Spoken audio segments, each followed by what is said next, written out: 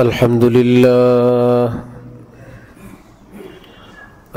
لله وكفى وسلام على عباده الذين اصطفى أما بعد فأعوذ بالله من الشيطان الرجيم بسم الله الرحمن الرحيم واعبد ربك حتى يأتيك اليقين صدق الله مولانا العظيم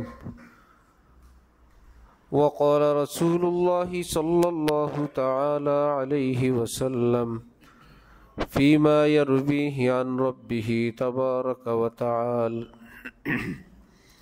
الكبرياء ردائي والعظمة إزاري فمن نازعني واحدة منهما قصمته وفي رواية قذفته في النار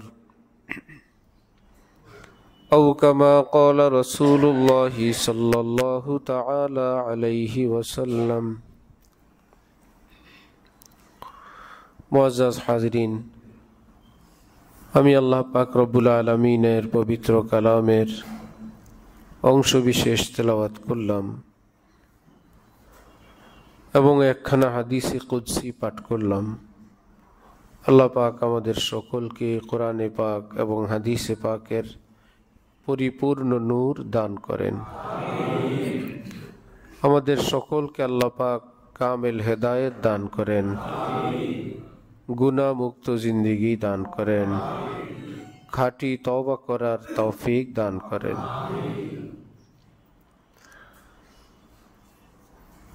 মুসলমানের এক গুরুত্বপূর্ণ আমল হলো তাওয়াজু বা বিনয়।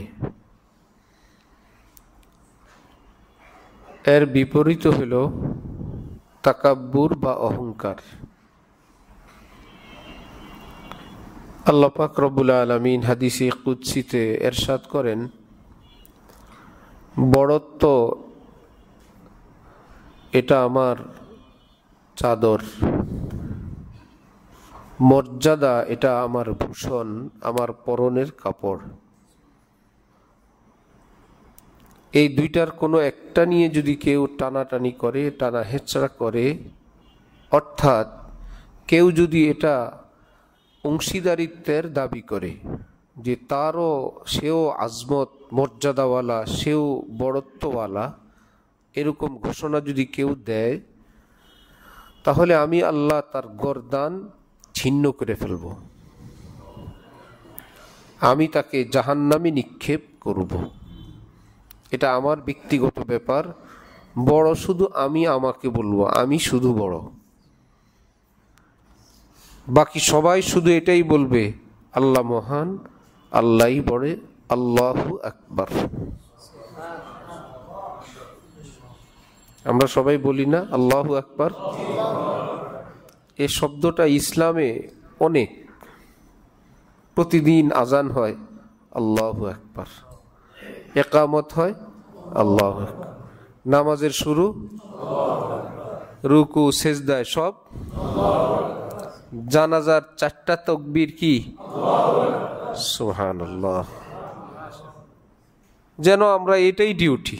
বাচ্চা পৃথিবীতে আসছে, ডান কানে বাম কানে কি? জীবনের পরতে পরতে সর্বক্ষেত্রে এই স্লোগান, এই আওয়াজ, আল্লাহই মহান, আল্লাহই বড়। আমরা সব ছোট, আমরা পাপিষ্ট, আমরা গুনাহগার, আল্লাহই বড়। আল্লাহ পবিত্র, আমরা অপবিত্র।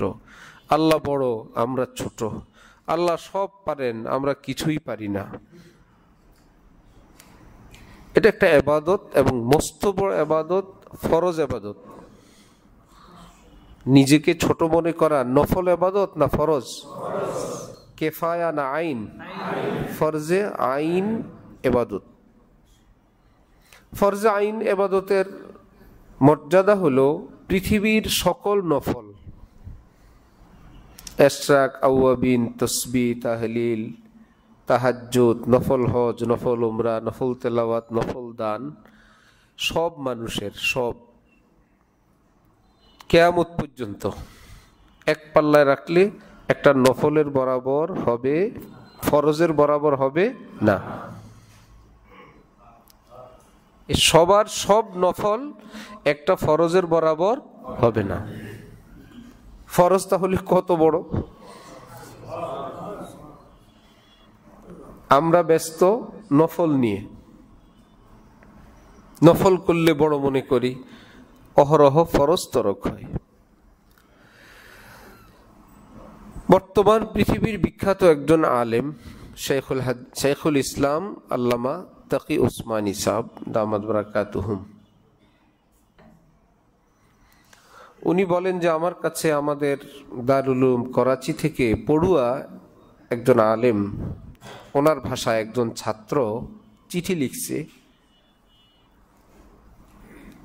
যে আমি এক মাদ্রাসায় দিনী খেদমত করতাম, আমার মন উঠে গেছে, আমার ভালো লাগছে না, আমি খেদমত করতে চাই না। কিন্তু আমার ভাই আমাকে বললেন আমি তোমাকে সহযোগিতা করব, আর্থিক যোগান দিব, তুমি মাদ্রাসায় থাকো। আমার প্রশ্ন হলো, আমার ভাই তো দুনিয়াদার, আমি তার এই সহযোগিতা নিব কি না? হযরত শেখুল ইসলাম সাহেব বললেন আমার এত কষ্ট হইল তার এই কথা শুনে, যে তোমার যেই ভাই তোমাকে এত বড় দ্বীনি খেদমতের জন্য অফার দিলেন, তার নাম তুমি দুনিয়াদার রাখলা। দ্বীনের কাজের জন্য যিনি তোমাকে এত বড় খেদমতের জন্য অফার দিলেন, তোমার আর্থিক বিষয়টা আমি দেখব, ওনার নাম দুনিয়াদার, তুমি দিনদার। বলেন আমার আরো কষ্ট হয়, ইতিমধ্যে আমি একটা শব্দ শুনি, অনেক লোক বলে আমরা যারা আলেম ওলামা আছি, আমরা 4-5 জন আলেম মিলে এই কাজটা করছি, আমরা ওলামায়ে কেরাম, বলেন এগুলো আমি এখন শুনতেই থাকি। অথচ আমাদের আকাবির বুজুর্গান দ্বীন যারা ছিলেন বড়রা, এই পৃথিবীতে একজনও নিজেকে আলেম বলেন নাই। আলেম তো অনেক বড় ব্যাপার, তালেবে আলেম হইতে পারলেই তো ভাগ্যের ব্যাপার, কিসমত। আলেমের আগের স্তর তালেবে আলেম। ইসলামের ভাষায় আলেম তো বহু বড় ব্যাপার, কেউ যদি তালেবে আলেম হইতে পারে এটাই তো ভাগ্যের ব্যাপার। হাকিমুল উম্মত মুজাদ্দিদুল মিল্লাত মাওলানা আশরাফ আলী থানভী নওয়ারাল্লাহু মারকাদাহু নিজেকে সব সময় বলতেন আমি একজন আদনা তালেবে আলেম, ছোট্ট একজন তালেবে আলেম। ভাই হযরত থানভী বলতেন আমি একজন ছোট তালেবে আলেম, তালেবে আলেমের মধ্যেও জুনিয়র, সিনিয়র না, অনেক জুনিয়র একজন ছাত্র। আর তাদের পায়ের ধুলার বরাবর না যারা, তারা সব আলেম হয়ে গেছে। হযরত বলেন আমরা একবার চেচনিয়ায় কিছু সাহায্য পাঠানোর জন্য ফিকির করলাম, এক ভাইকে বললাম, সেই ভাই বললেন এদেরকে কি সাহায্য করব, এদের তো কোনো দাড়ি দড়ি নাই, দাড়ি রাখে না, পোশাকও ইসলামিক পোশাক না। আচ্ছা, হযরত বললেন তার কথাগুলো আমার অন্তরে তীরের মতো লাগছে। এক ব্যক্তি দাড়ি রাখলে, টুপি পরলে দিনদার হয়ে যায়? দাড়ি রাখলো একটা ওয়াজিব আমল করলো, টুপি পরলো একটা সুন্নত আমল করলো, এই দুই সাইনবোর্ডে সে দিনদার? কত কিছু রয়ে গেছে। আরেক বেচারা ঘটনাক্রমে এই ওয়াজিব আর এই সুন্নতটা এখনো আসতে পারে নাই, আল্লাহ রহমতে অন্যান্য দিক থেকে অনেক অগ্রসর, অনেক অগ্রগামী। এই মস্ত বড় দুই আমল অপেক্ষায় আছে, করবে, নিশ্চয়ই করবে, কারণ এটা বর্জন করা তো মস্ত বড় পাপ, মস্ত বড় গুনাহ।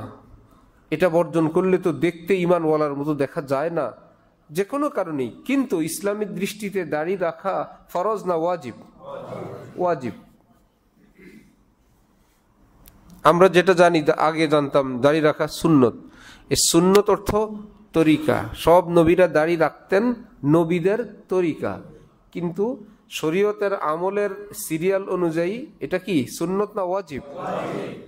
সুন্নত ঠিক আছে, ওয়াজিবও ঠিক আছে। যারা সুন্নত বলে, দাড়ি রাখা সুন্নত যে অর্থে, সে অর্থে নামাজ পড়াও সুন্নত। নামাজ কার তরিকা? রোজা। সুতরাং নবীর তরিকা যা আছে সবই কি নবীর তরিকা। তো সুন্নতের এক অর্থ কি? তরিকা। সে অর্থে নামাজও সুন্নত, রোজাও সুন্নত। এবার কি বলবেন? নামাজ সুন্নত, নামাজের কি বলবেন? নবীর তরিকা হিসাবে নামাজও তরিকা, নামাজ নবীর তরিকা। ঠিক সুন্নতের অর্থ যখন তরিকায় আসবে, তখন ইসলামের ছোট বড় যা আছে সব সুন্নত, কারণ সবই নবীর তরিকা। তরিকার থেকে বের হয়ে যখন ফরজ, ওয়াজিব, সুন্নত, মুস্তাহাব, নফল ওই সিরিয়ালে চলে আসবেন, তখন নামাজ একটু আগে ছিল নবীর তরিকা, নবীর সুন্নত, এখন কি নফল না ফরজ? রোজা ফরজ। তখন চলে আসবে দাড়ি কোথায়? সুন্নতে না ওয়াজিবে? এই হলো ওয়াজিব আর সুন্নতের হেরফের। কেউ যদি বলে সুন্নত, ঠিকই আছে, ঠিক আছে না?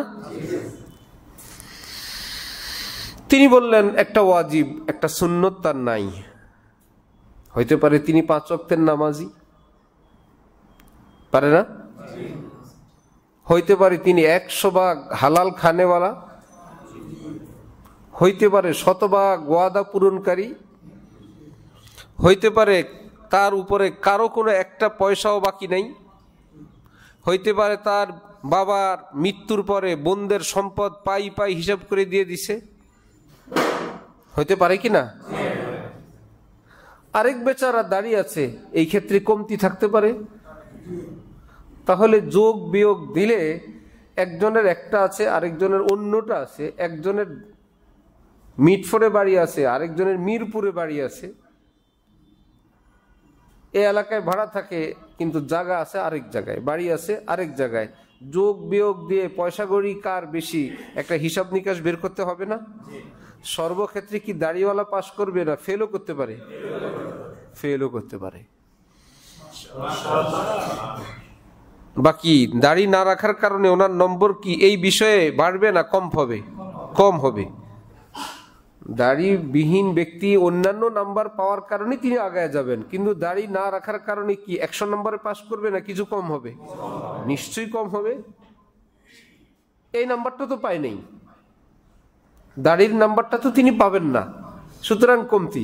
হ্যাঁ, দাড়িওয়ালা যদি ওই দাড়িবিহীনওয়ালার মতন অন্যান্য সাবজেক্টেও একদম সেম, তাহলে খোঁজ নিয়ে জানা যাবে দাড়িওয়ালা আগে, কারণ এই জায়গায় এসে দুইজনের, এই কেন্দ্রে এসে দুইজনের ভোট বেশ কমেছে।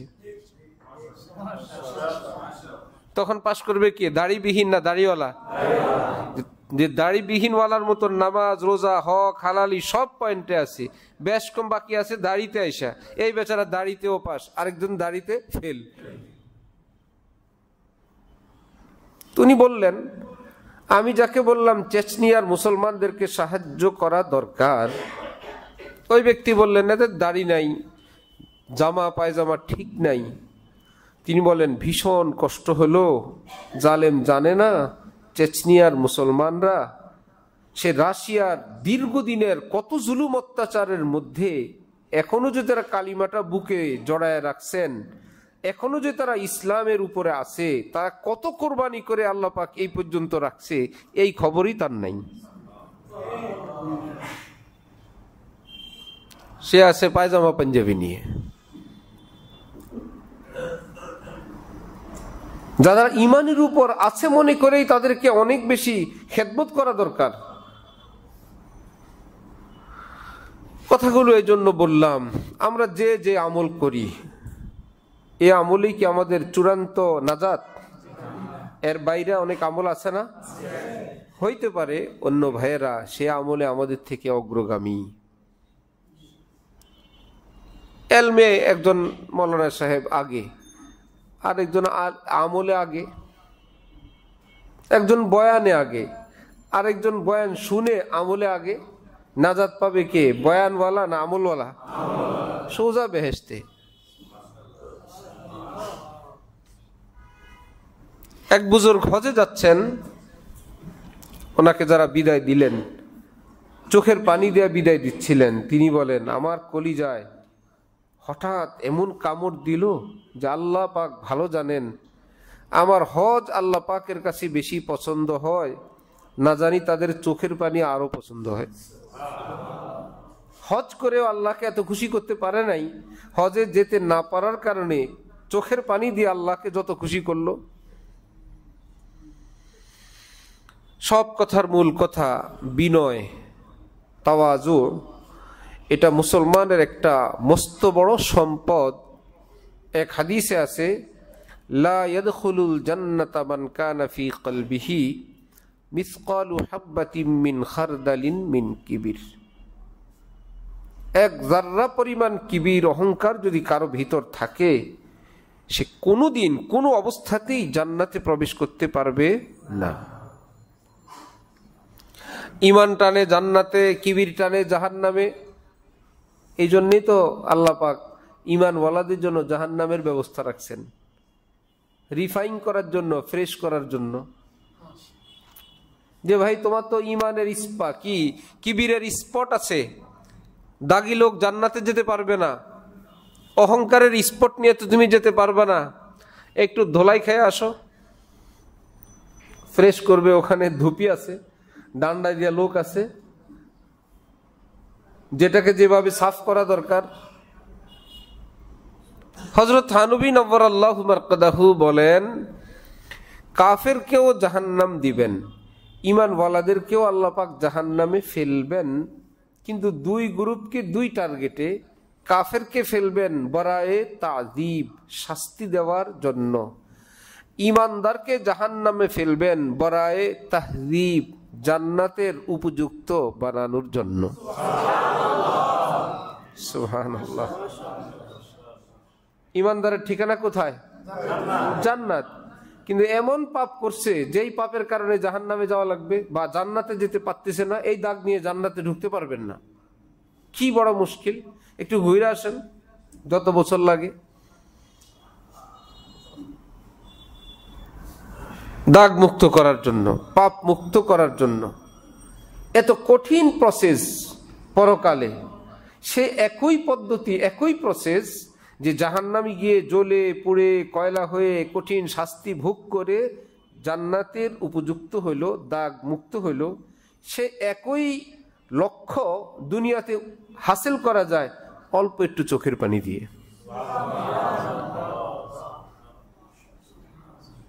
অল্প একটু চোখের পানি দিয়ে জাহান্নামের যে প্রসেসিংটা ছিল সেটা এখানেই অর্জন। पीने को तो बेहिसाब पी ली, अब है रोजे हिसाब का धड़का। আমি তো ভুল করেই ফেললাম অনেক, এখন টেনশন, কি হিসাব দিব। চলো, মালাকুল মৌত তো আসে নাই। জালেম अभी है फुर्सत तौबा न देर कर, वो भी गिरा नहीं जो गिरा फिर संभल गया। হে বন্ধু, সেও শেষ হয় নাই যে जो गिरा फिर संभल गया। এখনো তোমার মৃত্যু আসে নাই, ভয় করো না। হাজার ভুল বিচ্যুতি হয়ে গেছে, অ্যাক্সিডেন্ট হয়ে ড্রেনে পড়ে গেছো, আরে পড়ে থেকো না, উঠো, তওবা করো, আল্লাহ পাক তোমাকে একদম পরিষ্কার পাক পবিত্র বানায় জান্নাতে পাঠিয়ে দিবেন। জালেম আবি হ্যায় ফুরসতে তওবা না দের কর। আরে জালেম, এখনো তওবার সুযোগ আছে, দেরি করো না, এক্ষুনি করো। ও ভি গিরা নিহি, সেও শেষ হয় নাই, একদম ডুবে যায় নাই। जो गिरा, যে পড়ে গেছিল, ফের সম্বল গিয়া, ফের উঠে গেছে। কেউ কি তাকে বলে উনি ড্রেনে আছে? যে ব্যক্তি পা পিছলে ড্রেনে পড়ছিল, পরে উঠে ধুয়ে মুছে পরিষ্কার, কেউ কি বলে সে ড্রেনে আছে? যদি কেউ বলে উনি তো ড্রেনে পড়ছিলেন, আর মিয়া তুমি আছো এক ড্রেনের গল্প তোমার মুখে 10 বার শুনছি, থামো। কবে ড্রেনে পড়ছে উনি? সেই 10 বছর আগে। তারপরে কতবার সাফ সুতরা হইল, তুমি আছো সেই 10 বছর আগে উনি ড্রেনে পড়ছিলেন, একদম ছবি তুলে তুমি দাঁড়ায় আছো। সেই গল্প কি আর চলবে দুনিয়ায়? সুতরাং যে জীবনে ভুল করছে, অন্যায় করছে, ভুল পথে ছিল, যে কোনো ক্ষেত্রে যে তওবা করে ফেলছে, রব্বুল আলামিন বলেন কারো মুখে যেন আমি অতীতের কোনো গল্প না শুনি। সে কোথায় ছিল, কি ছিল, আমি না তাকে মাফ করে দিলাম? আমি তো তাকে জান্নাতের লিস্টিতে নাম দিয়ে রাখছি, তুমি নিজের খবর বলো। ইসলামের একটা বিধান, আল ইয়াকিনু লা ইয়াজুলু বিশ-শাক্কি, ইয়াকিনি কোনো বিষয় ধারণার দ্বারা ক্যান্সেল হয় না। ইয়াকিনি কোনো বিষয় ধারণার দ্বারা কি হয় না। উদাহরণস্বরূপ, আপনি উযু করলেন, আপনার মনে আছে, একদম ইয়াকিনি বিষয়। উযু আছে না না একটা সন্দেহ, এরপরে কি ওয়াশরুমে গেছিলাম, উযু ভঙ্গের কোনো কারণ হয়েছিল, এরকম একটা ধারণা। এখন শক্তিশালী কোনটা, ধারণাটা শক্তিশালী না উযুটা শক্তিশালী? উযু করছিলাম এ তো নিশ্চিত। এখন কোন আলেমের কাছে গেলেন, গিয়ে বললেন যে হুজুর আমি তো উযু করলাম, এটা ঠিক, এরপরে হলো আমার সন্দেহ। হুজুর বলেন উযু করছেন যে এটা কসম করে বলতে পারবেন? জি, আল্লাহর কসম আমি উযু করছি। ওকে, উযু ভাঙছে একটু কসম করে বলেন, আল্লাহর কসম আমার উযু ভাঙছে। না না হুজুর বলতে পারবো না, নিশ্চিত না। বলে তাহলে উযু আছে, যান। হুজুর আমার তো সন্দেহ, সন্দেহের তো পাওয়ার নাই, ইয়াকিন কাটার পাওয়ার সন্দেহের নাই। ইয়াকিন কাটতে হইলে আরেকটা ইয়াকিন লাগবে। আল্লাহর কসম উযু করছি, তারপরে যে আল্লাহর কসম এরপরে বাথরুমে গেছিলাম, এবার উযু আছে? যেমন পাওয়ারের উযু তেমন পাওয়ারের উযু ভঙ্গ, ফিনিশ। উযু করলাম এটা নিশ্চিত, কিন্তু গেছে না আছে এটা নিশ্চিত না। তাহলে সুনিশ্চিত একটা বিষয় এটা অনিশ্চিত বিষয়ের দ্বারা ভঙ্গ হবে না। এবার দেখেন, আমার আপনার গুনাহ যেটা হয়ে গেছে আমাদের থেকে, এটা কি সন্দেহের ব্যাপার না নিশ্চিত ব্যাপার? আর আমার আপনার ক্ষমা পাওয়ার বিষয়টা নিশ্চিত না অনিশ্চিত? সুতরাং আমি গুনাহগার এটাই নিশ্চিত। আমরা আমাদের থেকে গুনাহ হয়ে গেছে, এটা কি সন্দেহের ব্যাপার না নিশ্চিত ব্যাপার? আল্লাহ পাক মাফ করে জিবরিলকে দিয়ে চিঠি পাঠিয়ে দিয়েছেন কারো কাছে, সুতরাং মনে হয় মাফ হয়ে গেছে, তো মনে হয় নাও হইতে পারে। আমি যে গুনাহ করলাম সেটা কিন্তু মনে হয় না নিশ্চিত। সুতরাং আমরা কি মনে হয় গুনাহগার না নিশ্চিত গুনাহগার? এবার আরেকজনকে নিয়ে ফিকির বাদ দেন।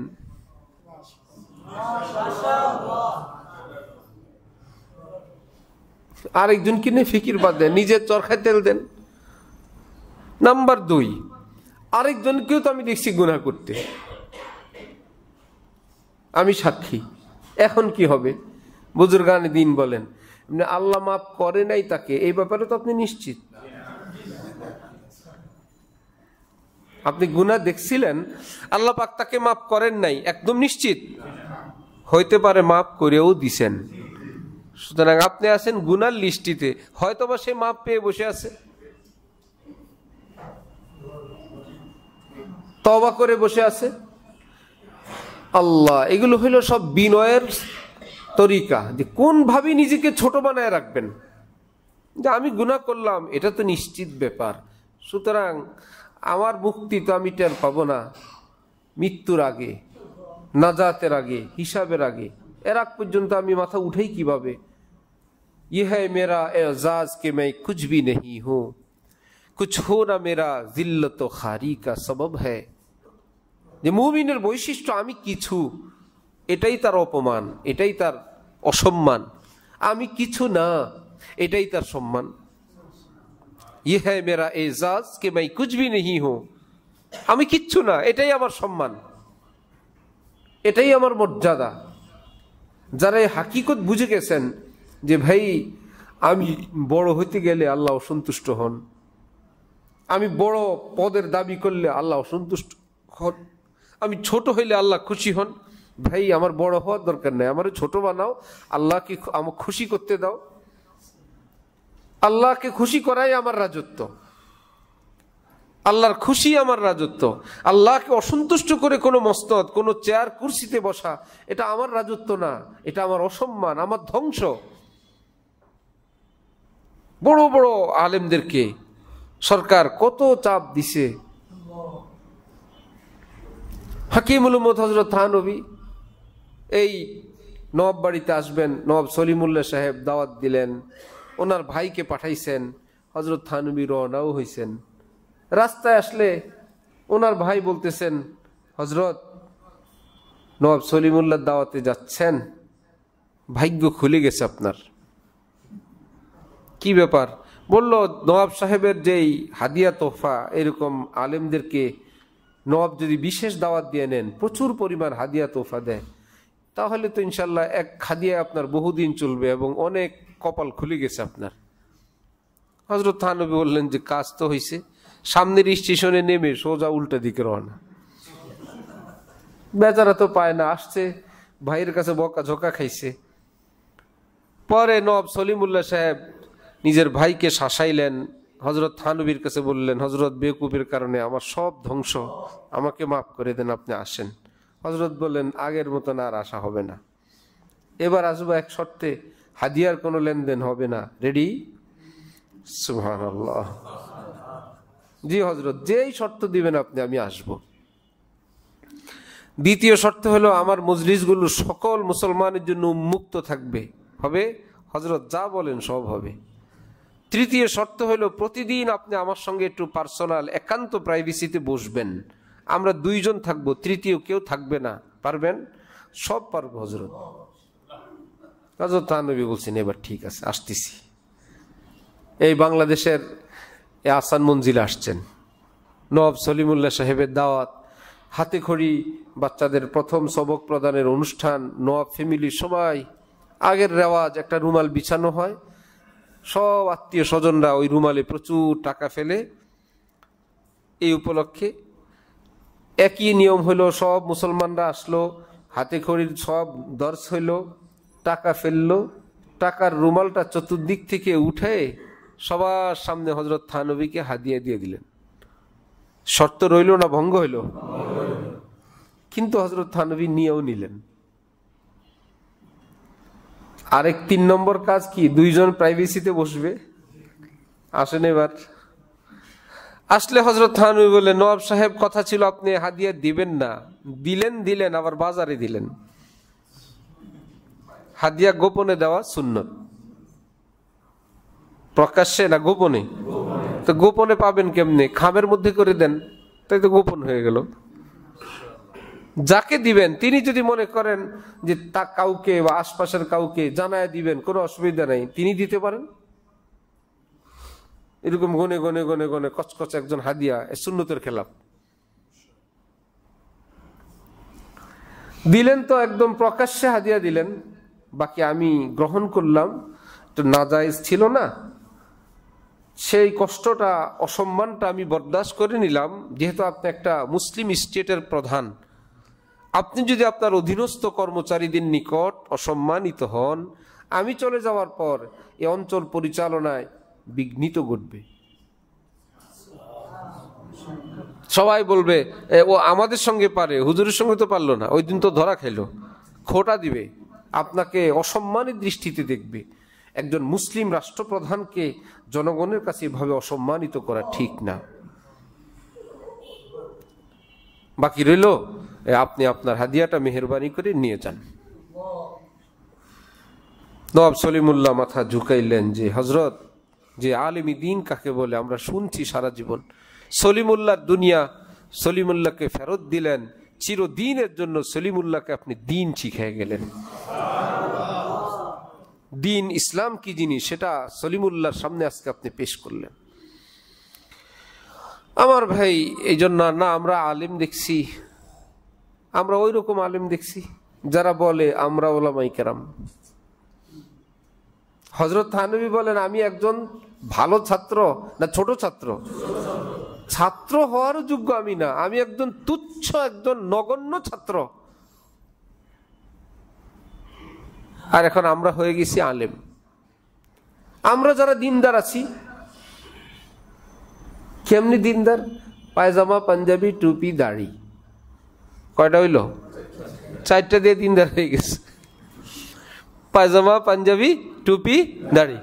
মানে হুজুর আমি তো নামাজ পড়ি, আর তাহিয়াত শুনান, হুজুর আর অনেক পেচ, দোয়ায় কুনুত হুজুর পারি না, হুজুর ফাতিহা শুরু করলো আল্লাহু আকবার, কি মন্ত্র পড়ে না কোরআন পড়ে আল্লাহ ভালো জানে।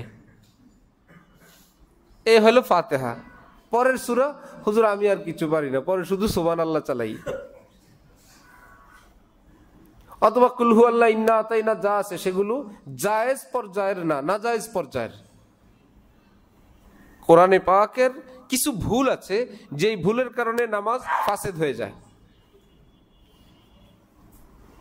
ঢালকানগরের আমাদের হজরতের মসজিদে রমজানে তারাবি পড়ছে, তারাবির আগে এশার জামাত, সুন্নত, শেষে বিতির সব পড়ে মুসল্লিয়ার সব বাড়িতে চলে গেছে। এখন নামাজে এশার নামাজের কেরাতে একটা ভুল হয়েছে। সেই ভুল কি এটা নিয়ে আলোচনা হইতে হইতে ভাই মুফতি বিজ্ঞ মুফতিদের সঙ্গে ইমার্জেন্সি আলোচনা করো। সব মাসালা সবাই পারে না, সব সময় একা সিদ্ধান্ত দেওয়া যায় না। বড় বড় আলিম ওলামারা যা আছেন বাংলাদেশে নিজেরা পরস্পর লিঙ্কে যোগাযোগ করেন। যদি সমাধান না পান দেওবন্দের সঙ্গে যোগাযোগ করেন, করাচির সঙ্গে যোগাযোগ করেন, বহির্বিশ্বের বড় বড় ইফতা বিভাগ তাদের থেকে সহযোগিতা নিয়ে তারপরে সিদ্ধান্ত দেন। এত সহজ না। কিছুক্ষণের মধ্যে সিদ্ধান্ত হয়ে গেল এশার নামাজ হয় নাই। নামাজের কেরাতের মধ্যে একটু ভুল, আর অন্য কিছু না, উজু গোসল সব ঠিক আছে।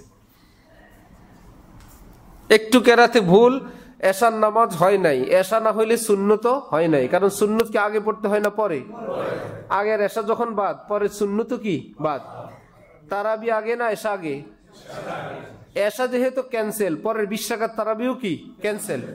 তারাবির পরে বিতির তো এশার পরে পড়তে হয়। এশা সুন্নত যেহেতু ক্যান্সেল, বিতিরও কি। এখন হযরত বললেন ভাই করার কিছুই নেই, মসজিদে যাও। খুবই সম্ভব রাত্রে 10:30 তখন আমরা শুনতেছিলাম কিরে ভাই হঠাৎ মাইকিং, রমজানের দিনে নীরব নিস্তব্ধ এরিয়া, ভিন্ন রকম একটা পরিবেশ থাকে।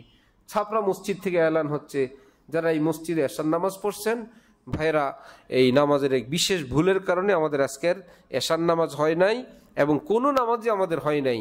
এখন পুনরায় এশার জামাত হবে এবং তারাবি হবে, আপনারা মেহেরবানি করে আসেন। আল্লাহর ভয় না থাকলে এই কথা বলা সম্ভব? যা হবার হয়েছে। আমরা যেরকম বড় তাওয়াক্কুলওয়ালা, হাজার কিছু হয়ে গেল, নামাজের পরে মনে হয়েছে আরে উজু ছয় নামাজ পড়ছে, আরে আল্লাহ ভরসা চল দ্বিতীয়বার আবার পড়বো নাকি, ঠিক না? ফরজ বাদ গেছে। একজনে উমরা করছে, আমার কাছে সৌদি আরব থাকে, বললাম তোমরা করছো? হ্যাঁ। কেমনি কি করছো? বলে সবার সঙ্গে তওয়াফ করছি, তারপরে মাথা কামায় আবার চলে আসছে। আবার সাই কি জিনিস? বললাম সফা মারা। হুজুর আমার কেউ বলে না, আমি যাইও নাই, উমরা করে চলে গেছে। আরেকজনকে সাথে নিয়ে গেলাম হজরত সহ বাংলাদেশ থেকে। আরে জালেম, সে থাকে সৌদিতে, তার শ্বশুর মানে বউ থাকে বাংলাদেশে, তো শ্বশুর শাশুড়ি বউ সহ এখান থেকে এহরাম পরে গেছে, সেখান থেকে গেছে, এহরাম পরা অবস্থায় স্বামী স্ত্রী একত্রে থেকে ফেলছে উমরা করার আগে। একটু পরে ভাই এসে বলল এই ঘটনা, দম ওয়াজিব। ঠিক আছে, কিছুক্ষণ পর দম দিতে গিয়ে শুনি, যখন সে শুনছে ভুল যাই হয়েছে, তা আমাদের তো এখন দম ওয়াজিব হয়ে গেছে, সে গিয়ে শেপ টেপ করে আসছে। বলে এহরাম অবস্থায় শেপ করছে, দম আর একটা ওয়াজিব। ওই সফরে এগো ছাগল কিনতে কিনতে আমার অবস্থা খারাপ হয়ে গেছে। শুধু দম ওয়াজিব, শুধু দম ওয়াজিব। হযরত বলে যাও আরেকটা দিয়ে আসো ছাগল। এত সহজ যে তালে তালে আমরা চলি, সব মুসলমান, সব কামিলিন, সব হজরত, সব হুজুর, সব হাজি, দেখতে তো একই ডিজাইন। ভিতরে কার কি আছে কেউ জানে কিছু? আরে ভাই কেউ না জানুক, যার ঘটনা সেও কি জানে না? হযরত থানভী লিখছেন একজনের গরু গাভী এত লাথি মারে আর এত জ্বালায়, কষ্ট দেয় বহু রকমের, সে বাজারে নিয়ে গেছে বিক্রি করবে। এক দালাল ঠিক করছে, ভাই এটা একটু হেল্প করে বিক্রি করো। দালাল তো দালাল, সে এমনিতেই এটা গুতা মারে, লাথি মারে, ওলানে হাত দেয় না, ঘাস বাছে, এগুলো ছিল তার আইব। দালাল বিক্রি করার জন্য দাঁড়ায় আছে। এক ব্যক্তি এই গাভীর কাছে আসলেই দালাল তার ভাষণ শুরু, আপনি এই গাভীর কাছে কিভাবে আসলেন? বাজারে এত গাভী, নিশ্চয় আপনার উপর মুরব্বীদের দোয়া আছে, আপনি কোনো ভালো কাজ করছেন। কি ভাই আর ভাই এখানে আসলেন কিভাবে? যা তা আচ্ছা, এবার তো গাভীর মালিক তো দাঁড়ানো, এবার সেই দালাল বেচারা বলতেছে এই গাভী যা দিবেন তাই খায়, আপনার বাচ্চারাও দোহাইতে পারবে, ওলানে যে কেউ হাত দিতে পারবে, গুতা কি জিনিস জানেও না, ঘাস বাছেও না, আর দুধ ঘাস খাওয়াবেন, পিছন থেকে দুধ নিয়ে নেবেন, 1-2 ঘন্টা একটু সবর করবেন, ওদিকটা ঘাস দিবেন, এদিক থেকে দুধ নেবেন। দাম দস্তুর হয়ে এখন গাভী বিক্রির জন্য ওই লোক রেডি যে আমি নিব। সব কিছু যখন প্রস্তুত হয়ে গেল, গাভীর মালিক এতক্ষণ দালালের মুখে এই কথা শুনে হঠাৎ করে এখন সে বলে বসছে আমার গাভী আমি বিক্রি করব না। এত একটা ভালো গাভী, এত সুন্দর গাভী।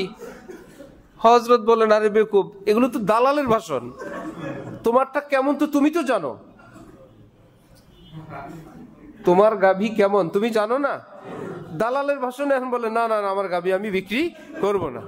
এত ভালো একটা গাভী আল্লাহ আমারে দিছে। হযরত জালালউদ্দিন রুমি বলেন আদমি ফরবা শাবাদ আজরা হে গোশ, জানওয়ার ফরবা শাবাদ আজনাও নোশ। গরু ছাগল ফুলে খোল ভুসি বেশি করে খাওয়াইলে, মানুষ ফুলে কানে পাম্পট্টি দিলে।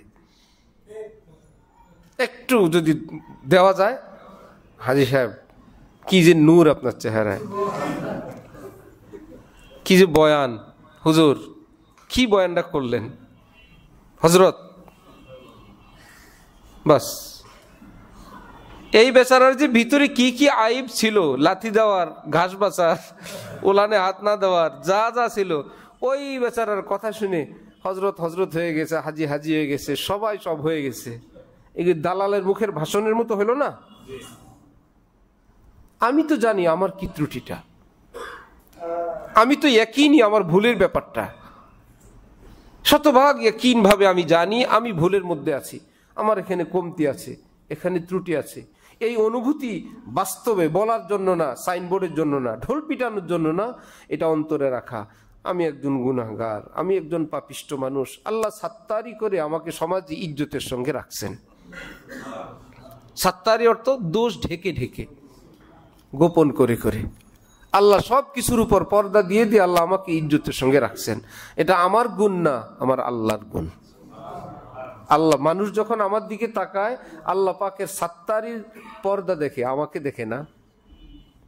অপরাধী মা, অপরাধী সন্তানকে বাবা খুঁজে শাস্তি দেওয়ার জন্য মা তাকে আঁচল দিয়ে ঢেকে রাখছে, বাবা কই না নাই।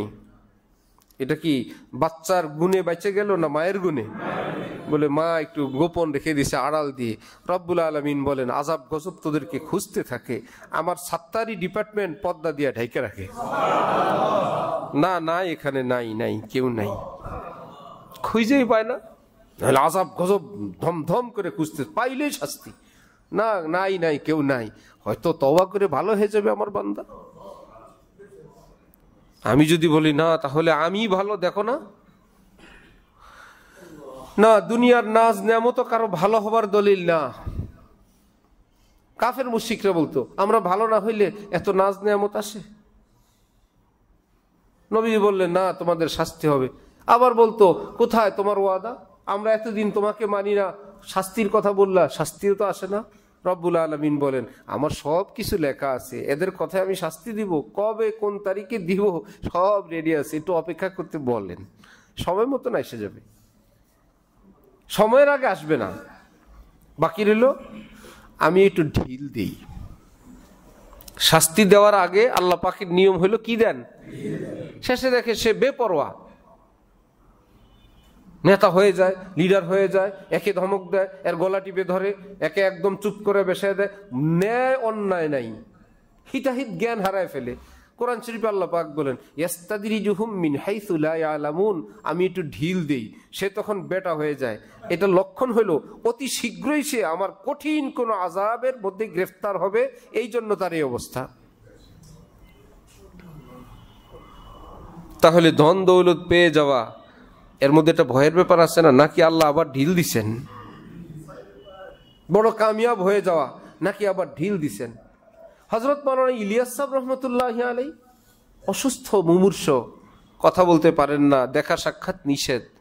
হযরত মুফতি শফি সাহেব রহমতুল্লাহি আলাইহি গেলেন দেখতে, খাদেমরা বললেন, হজরত আপনি গেলে অনেক কথাবার্তা হবে, ডাক্তাররা নিষেধ করছে। মুফতি শফি সাহেব ফিরছেন, থাক, সুস্থ থাকুক, ভালো থাকুক। এই সংবাদ হজরত ইলিয়াস সাহেবের নিকট গেল, দাওয়াত তাবলীগের যিনি বাণী প্রতিষ্ঠাতা, ওনার কাছে। উনি বললেন, তোমরাও তো সেই, আরে সবাই আসলে কথা বললে আমি অসুস্থ হই, মুফতি শফি সাহেব আসলে তার জিয়ারতে, তার কথায় তো আমি সুস্থ হব।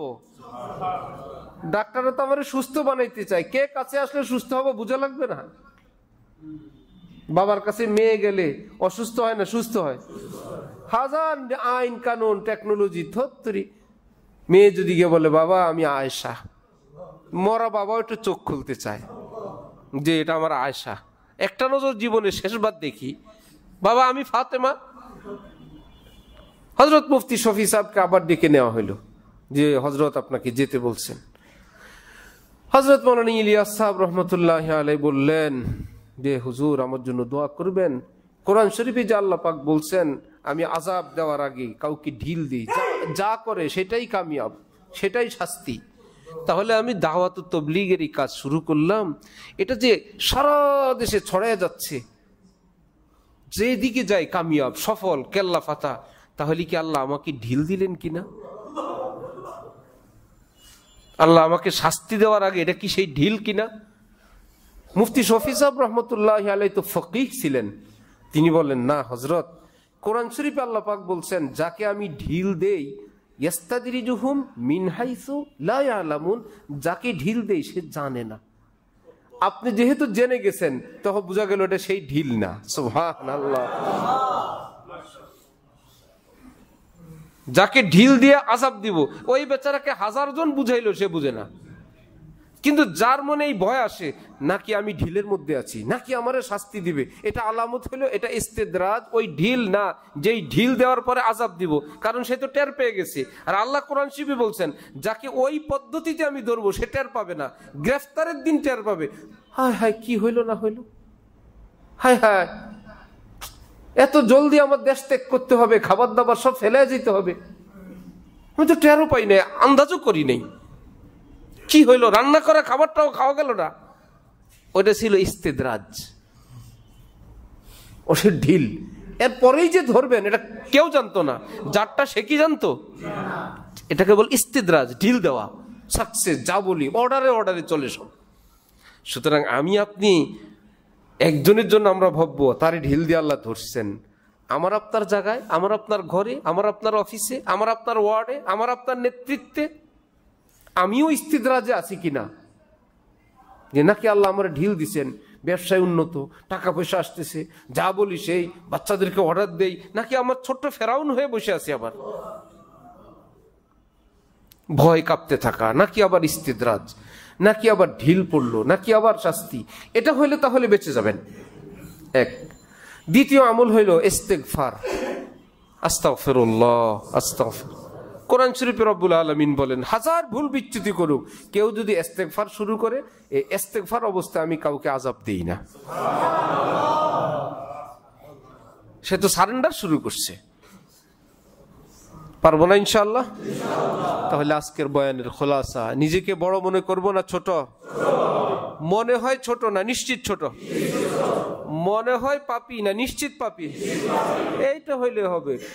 দেখতে দেখা যায় ছোট, হাজার হাজার লক্ষ লক্ষ কোটি কোটি তাহাজ্জুদের চেয়ে বড় আমল, কোটি কোটি তাহাজ্জুদের চেয়ে। আমি বললাম আমি একজন সত্যিকার গুনাহগার মানুষ, আমি একজন পাপিষ্ট, আমার আল্লাহ ছাড়া আমার কোনো উপায় নেই, আমার পাপের লিস্ট আমারও সব মুখস্থ নেই, সব আমি ভুলে গেছি, কিন্তু সব তো লেখা আছে। আল্লাহ ক্ষমা করলেন কিনা আমার তো জানা নাই। হযরত ওমরের মতন এত বড় মুজাহিদ এত কাঁদতেন, দুই চোখ থেকে পানি পড়তে পড়তে পড়তে গালের উপর পানি পড়া ছোট্ট কালো কালো ড্রেনের মতন দাগ হয়ে গেছিল। ওমরের মতো মানুষ, লোকেরা বলতেন আপনি তো আশারায়ে মুবাশশারার একজন, দুনিয়াতে জান্নাতে সুসংবাদ প্রাপ্তদের একজন। তিনি বললেন আরে নবীর যুগে নবী সুসংবাদ দিয়েছেন, তারপরে কোন গুনাহ করে জানি সব কেটে ফেলছি, কোন ভুল করে জানি সব কাটা গেছে তা তো জানি না। আমি কিয়ামতের দিন আল্লাহকে বলবো, আল্লাহ ইসলামী হুকুমতের এত বড় দায়িত্ব আমার উপর ছিল, এত বেশি ইনসাফ ভিত্তিক রাষ্ট্র পরিচালনা করার চেষ্টা করছি, আল্লাহ ওই 10 বছরের কোনো পুরস্কার আমি চাই না, শুধু আপনি যদি বলেন ওমর আয় ব্যয় সমান, আমি কামিয়াব, কোনো সওয়াব চাই না। যদি শুধু আল্লাহ বলেন মাপ, আমি মনে করব আহা আমি ওমর কামিয়াব হয়ে গেছি। এই জন্য আমার ভাইয়েরা, বিনয় আমাদের এক মস্ত বড় সম্পদ, যেটা আমরা একদম ভুলে গেছি। বড় হওয়ার ট্রেনিং হয়ে গেছে, বয়সে বড়, অমুকে সিনিয়র, আগে হজ করছে, এ বড় বেশি, এর বাড়ি বড়, এর তলা বড়, এর কাঠা বেশি, এর দোকান বেশি, এ মার্কেটের মালিক, আমি কোম্পানির মালিক, এ আমার কর্মচারী, ইত্যাদি ইত্যাদি। যে কোনোভাবে কেবল বড়। ইসলামের সম্মান বেশি বড় হওয়ার মধ্যে না ছোট হওয়ার মধ্যে? এই আল্লাহ পাক আমাদেরকে শিখাইছেন কেবল বলো আল্লাহু আকবার। অর্থ কি জানেন? আল্লাহ বড় না, আল্লাহই বড়। আল্লাহ বড় না, আল্লাহই বড়। ইর অর্থ হওয়ার পরে মানে আর কেউ বড় নেই, সব ছোট। কত কালিমাই তো ছিল নামাজের সময়, একটা আল্লাহু আকবার পরে বাকি সুবহানাল্লাহ, আলহামদুলিল্লাহ, লা ইলাহা ইল্লাল্লাহ, আল্লাহু আকবার। রুকুতে একটা, সেজদে একটা। আল্লাহ বলেন না আল্লাহু আকবার, আল্লাহু আকবার, আল্লাহু আকবার, আল্লাহু আকবার। জানাজার নামাজে আর কোনো তাকবীরই নেই, সবই কি যে এটা নিয়ে যাইতে পারলেই কাজ, বড় কামিয়াব। এজন্য আমার ভাইয়েরা, যার যেখানে যে কোনো আল্লাহওয়ালা হক্কানি কামেল, দেরি আর করার দরকার নাই। যার যেখানে ভালো লাগে, কোনো গ্রুপিং নেই, কোনো দলবাজি নেই, কোনো দালালি নেই, হক্কানি আলেমদের দৃষ্টিতে হক, তাহলে হক নাকি? আলেমদের দৃষ্টিতে হক কোনো কামেল আল্লাহওয়ালা, তার সঙ্গে জুড়ে যান। তিনি আপনাকে প্রেসক্রিপশন দিবেন, আপনার হিস্টোরি জানবেন, তখন আপনাকে ধীরে ধীরে ধীরে ধীরে তৈরি করবেন। দুনিয়াও চলতে থাকবে, ব্যবসা বাণিজ্য, কাজ কাম, বাড়ি গাড়ি সব চলবে, কিছু ছাড়াবে না।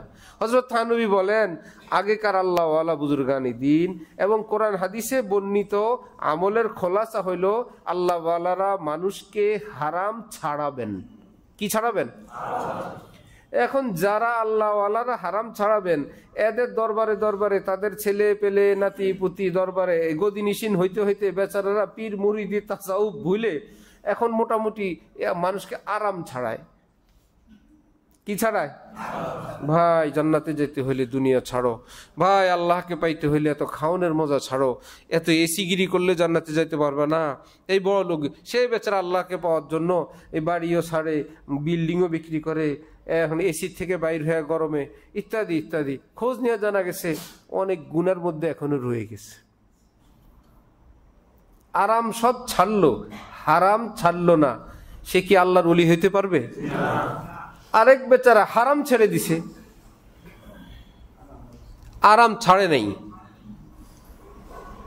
আরামের মধ্যে আছে, হারাম ছেড়ে দিছে, হারাম করে না। কোরআন শরীফ বলে ইনা উলিয়াহু ইল্লাল মুত্তাকুন, যারা হারাম ছেড়ে দিবে সবাই আমার ওলি আল্লাহ।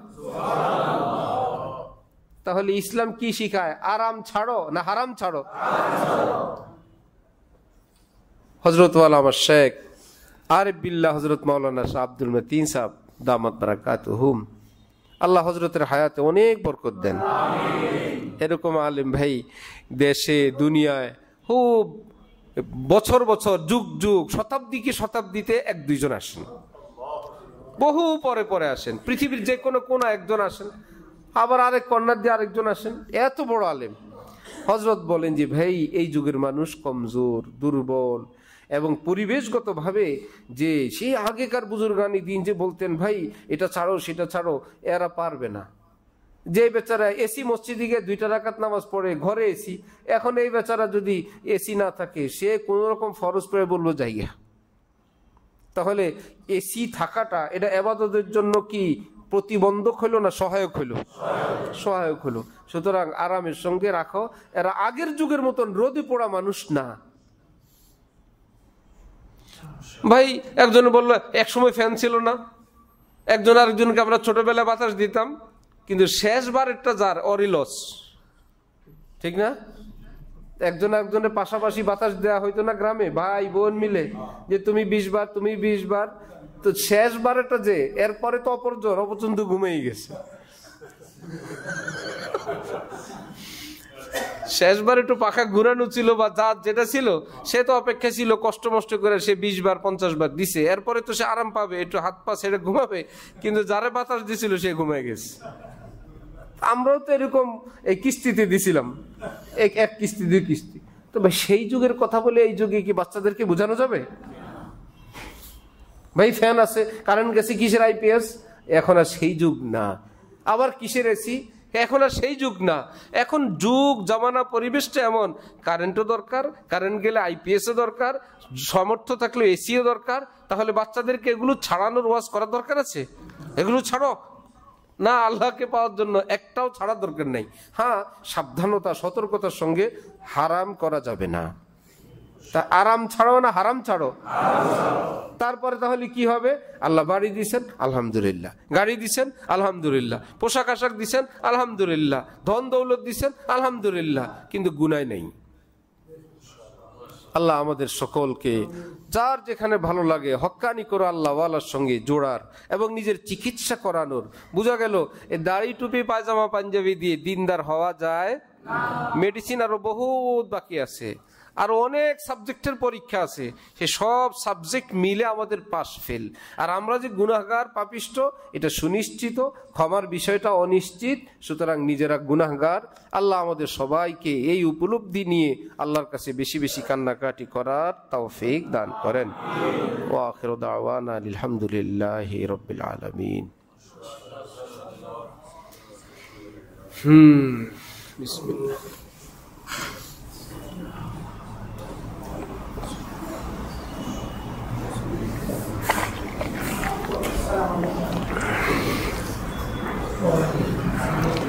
আল্লাহ আল্লাহ আস্তাগফিরুল্লাহ আস্তাগফিরুল্লাহ আল্লাহ আস্তাগফিরুল্লাহ।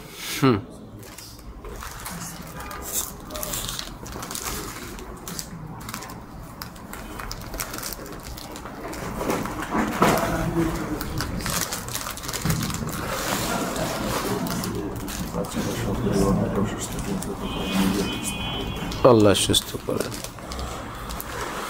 আমাদের সভাপতি নাসির সাহেব দুনিয়া থেকে চলে গেছেন, সবাই দোয়া করবেন আল্লাহ ওনাকে মাগফিরাত নসিব করেন।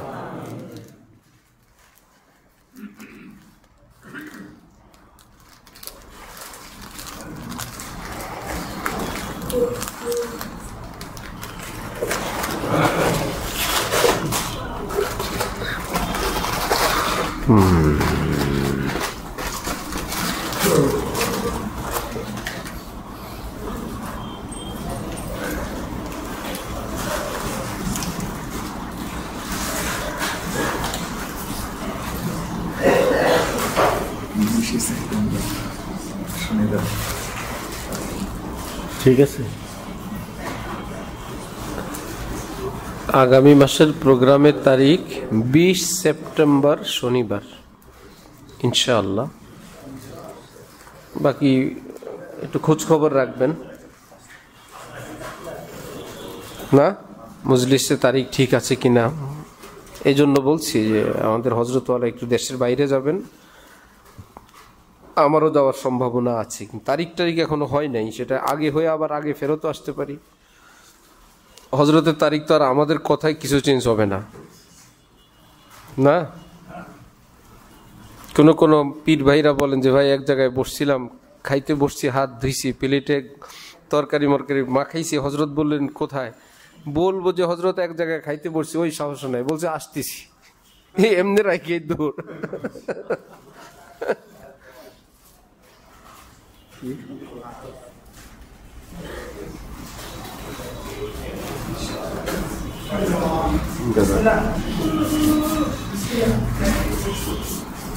كويس الله الله عشان ঠিক তো না, যদি আবার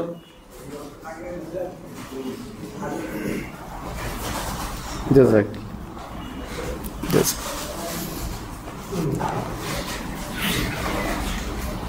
আল্লাহ।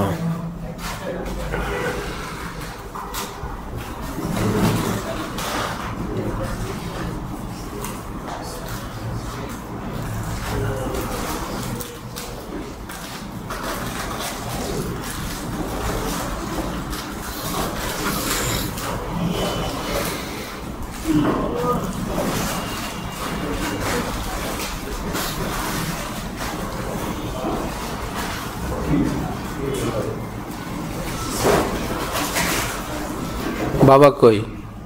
বাবা কই? আসে নাই? আসে নাই তোমার বাবা? বস।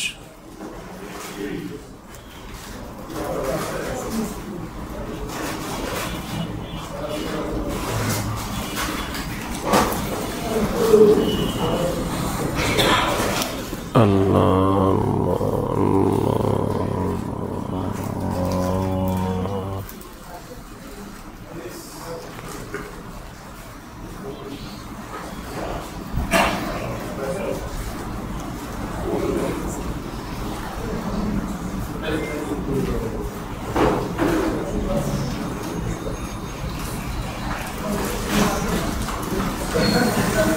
ইসলামের অনেকগুলো স্তর আছে মুসলমানের।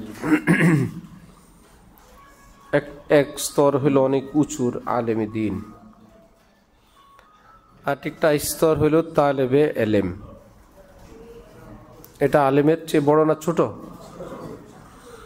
আরেকটা হলো আবেদ,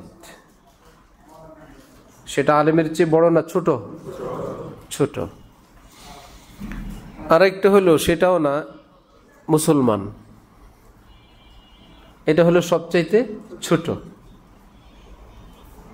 আলেম হওয়া সবার উপর ফরজ না, তালেব ইলম হয়ে থাকা সবার উপর ফরজ না, আবেদ হওয়া সবার উপর ফরজ না, মুসলমান হওয়া সবার উপর ফরজ। এর থেকে কারো ছুটি নেই।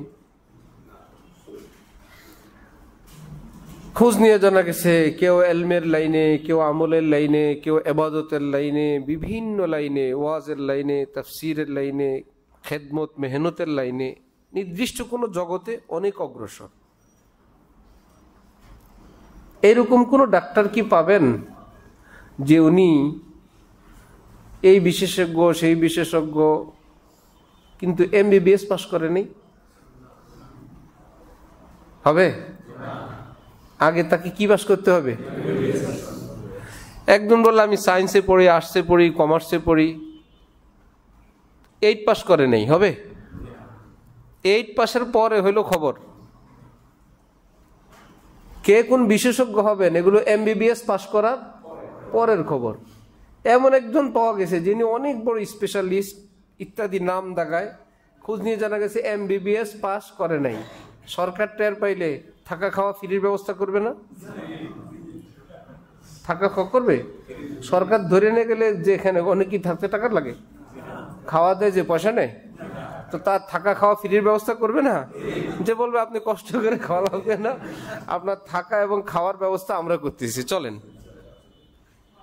যে আপনি MBBS পাস করেন নাই, আপনি অনেক বড় স্পেশালিস্ট, তাহলে আমরা যারা হুজুর, আলেম, হজরত, আমির, কেবলা, বক্তা, এখনো মুসলমানের পরীক্ষায় MBBS পাস করি নাই, আমাদের কি অবস্থা হবে? মুসলিম পরীক্ষা এখনো ফেল, হজরতের পরীক্ষা বিশাল আগানো, খলিফা সাহেব হয়ে গেছে। এই জন্য হজরত আমাদের শায়েখ বলছিলেন, কোন পীর সাহেবের খলিফা হওয়া এটা ওলিয়া উলিয়া হওয়ার কশিন কালো দলিল না। বা উনি খলিফা হয়ে গেছেন বাস, আর কোনো চিন্তা নাই, উনি তো ওলি আল্লাহ, ওনার তো জান্নাতের টিকিট ওনার শায়েখ দিয়েই দিছেন। জি না, এত সহজ না। শায়েখ তাকে একটা আস্থার উপর ভালোবেসে মহব্বত করে যে আল্লাহওয়ালা বুজুর্গানি দ্বীনের পথে খেদমত করার জন্য একটা পারমিশন দিয়েছেন যে তুমিও খেদমত করো, যদি ভালো মনে করলেন ভালো, অথবা খেদমতের উসিলায় যদি তোমার একটু লাজ শরম হয় যে এত মানুষের ওষুধ দেই, আমারও তো ওষুধ খাওয়া দরকার, একটা আশার উপরে যে না ছেলেটা আশা করি লাইনে আসবে, কিছু বাকি আছে, কিছুটা বাকি আছে, আসবে, ওইরকম একটা আস্থা ভরসার উপর খেলাফত, তাহলে এটা কি একদম জান্নাতের টিকিট না সুধারণা? সুধারণা। আল্লাহ আমাদেরকে দ্বীনের সহি বুঝ দান করেন।